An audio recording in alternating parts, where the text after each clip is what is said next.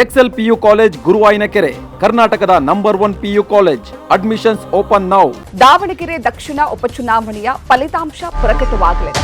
ಬೆಳಗ್ಗೆ 8 ಗಂಟೆಯಿಂದ ಅಂಚೆ ಮತಗಳ ಎಣಿಕೆ ಕಾರ್ಯ ಆರಂಭ ಆಗುತ್ತೆ. ಅದಾದ ನಂತರ ಇವಿಎಂ ಮತಗಳ ಎಣಿಕೆ ಕಾರ್ಯ ಮಾಡಲಾಗುತ್ತೆ. ಇನ್ನು ಮತ್ತೆ ಶಾಮನೂರು ಕುಟುಂಬದ ಕುಡಿಗೆ ಮತದಾರ ಒಗೆ ಅಂತ ಅನ್ನೋದನ್ನ ಕಾದು ನೋಡಬೇಕಾಗಿದೆ. ಇನ್ನು ದಾವಣಗೆರೆ ದಕ್ಷಿಣದಲ್ಲಿ ಕಮಲ ಖಾತೆಯನ್ನ ತೆರೆಯುತ್ತಾ ಎನ್ನುವಂತಹ ಪ್ರಶ್ನೆ ಕೂಡ ಇದೆ. ಕೇಸರಿ ಪತಾಕಿಯನ್ನ ಬಿಜೆಪಿಯ ಶ್ರೀನಿವಾಸ ದಾಸಕರಿಯಪ್ಪ ಹಾರಿಸ್ತಾರಾ ಅನ್ನುವ ಕುತೂಹಲ ಇದೆ. ಇವತ್ತು ಪಂಚರಾಜ್ಯ ಚುನಾವಣೆಗಳ ಫಲಿತಾಂಶ ಪ್ರಕಟವಾಗುತ್ತೆ. ಹಾಗೆಯೇ ಕರ್ನಾಟಕದಲ್ಲಿ ನಡೆದಂತಹ ಉಪಚುನಾವಣೆಯ ಫಲಿತಾಂಶ ಕೂಡ ಪ್ರಕಟವಾಗುತ್ತೆ. ಬೆಳಗಾವಿ ಹಾಗೂ ದಾವಣಗೆರೆ ದಕ್ಷಿಣ ಎರಡೂ ಕ್ಷೇತ್ರದಲ್ಲೂ ಕೂಡ ಉಪಚುನಾವಣೆ ನಡೆದಿತ್ತು. ಈ ಎರಡೂ ಉಪಚುನಾವಣೆಯ ಫಲಿತಾಂಶ ಇವತ್ತು ಪ್ರಕಟವಾಗುತ್ತೆ. ಇನ್ನು ಬೆಳಗ್ಗೆ 8 ಗಂಟೆಯಿಂದ ಮತ ಎಣಿಕೆ ಕಾರ್ಯ ಆರಂಭವಾಗುತ್ತೆ.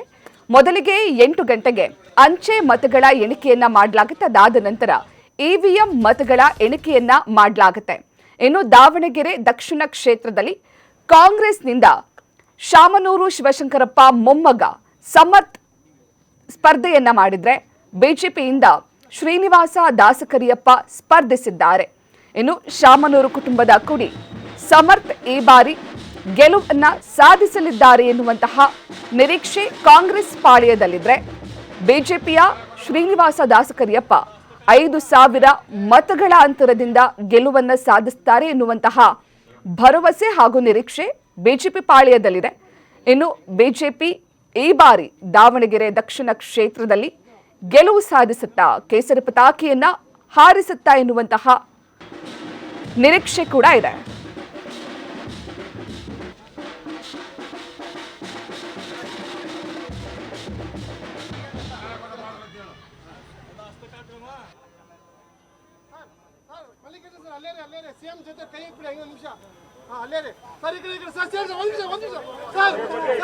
ಶಾಮನೂರು ಶಿವಶಂಕರಪ್ಪ ನಿಧನರಾದ ನಂತರ ತೆರವಾಗಿದ್ದಂತಹ ದಾವಣಗೆರೆ ದಕ್ಷಿಣ ಕ್ಷೇತ್ರದ ಉಪಚುನಾವಣೆ ನಡೆದಿತ್ತು.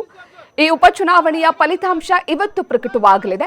ಇನ್ನು ದಾವಣಗೆರೆ ದಕ್ಷಿಣ ಕ್ಷೇತ್ರದಲ್ಲಿ ಟಿಕೆಟ್ ಅನೌನ್ಸ್ ಮಾಡುವಂತಹ ಸಂದರ್ಭದಲ್ಲಿ ಹಲವು ಹೈಡ್ರಾಮಾಗಳೇ ನಡೆದಿತ್ತು. ಶಾಮನೂರು ಕುಟುಂಬದ ಕುಡಿಗೆ ಟಿಕೆಟ್ ಅನ್ನ ಅನೌನ್ಸ್ ಮಾಡಿದ್ದಕ್ಕೆ ಮುಸ್ಲಿಂ ಸಮುದಾಯದ ಮುಖಂಡರು ಬೇಸರವನ್ನ ವ್ಯಕ್ತಪಡಿಸಿದ್ರು. ಒಂದಷ್ಟು ಒಳಬೇಗುದಿಗಳು ಆರಂಭವಾಗಿತ್ತು.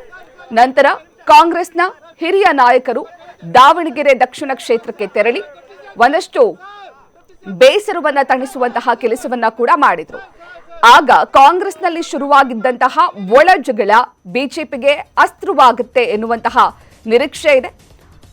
ಹಿಂದುಳಿದ ಮತಗಳು ಈ ಬಾರಿ ಬಿಜೆಪಿಗೆ ಬಿದ್ದಿರಬಹುದು ಎನ್ನುವಂತಹ ನಿರೀಕ್ಷೆ ಬಿಜೆಪಿಗರಲ್ಲಿದೆ.